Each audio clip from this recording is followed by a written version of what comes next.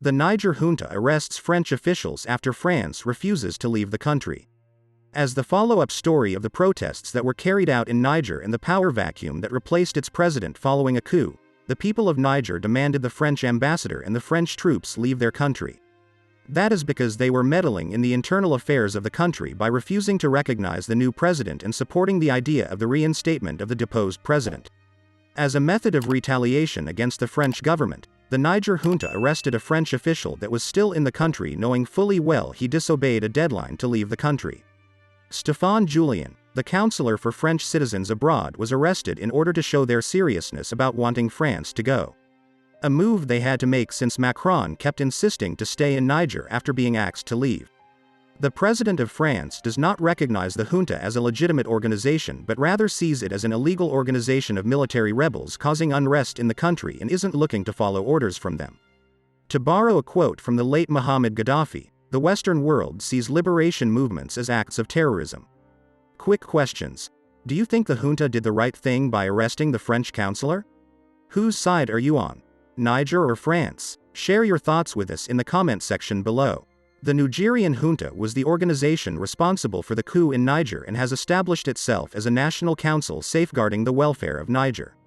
This same junta deposed and detained the democratically elected president of Niger in a coup on July 26, 2023. The French councillor was arrested by the Niger junta and detained for a period of 5 days, after which he was released, and it was confirmed by the French Foreign Ministry. This arrest raised tensions between France and Niger.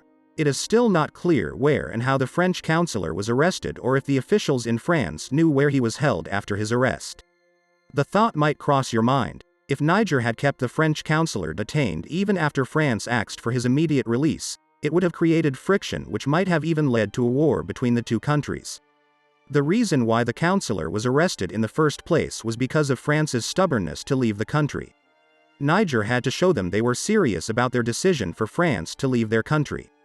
Therefore, in order to demonstrate their seriousness, they had to make the rash decision of arresting and detaining a French official. Niger finally started reaching the ear of Macron as the ambassador of France left Niger and went back to France, and Macron promised that the military would follow after that. African countries are beginning to really take charge of their affairs, and many have refused to have a European country or a former colonizer control them in the shadows. Burkina Faso, for example, was a former French colony that ousted France from their country after a coup. It is possible that other countries would also retaliate against their former colonizers who are still ruling over them from the shadows. That is still even after the continent-wide independence in the 20th century. This is the right direction for Africa, as it will help countries in the continent better manage their resources and push forward in their development. Africa is known as the poorest continent in the world, which is characterized by low development, low standard of living and so on, which are issues that should be taken care of very closely in the years, decades, or centuries to come. That's all for today's video. We hope you enjoyed watching it.